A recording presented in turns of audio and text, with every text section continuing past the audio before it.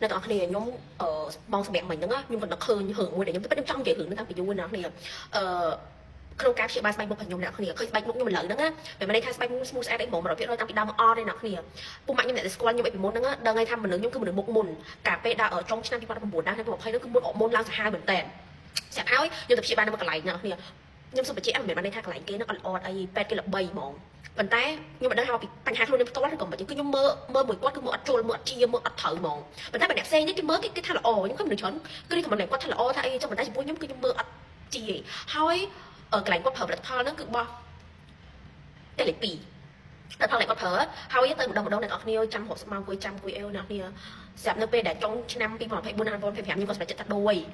រហ្មងពួកអីកន្លែងគាត់របៀបចែកអូខ្ញុំនិយាយក្នុងវីដេអូផ្សេងអ្នកគ្នាខ្ញុំអត់និយាយក្នុងហ្នឹងទេប៉ុន្តែគេចង់ដឹង comment មកតែខ្ញុំប្រាប់ទីតាំងអ្នកគ្នាអត់ប្រាប់ឈ្មោះអត់ប្រាប់ទីតាំងទេទាំងអស់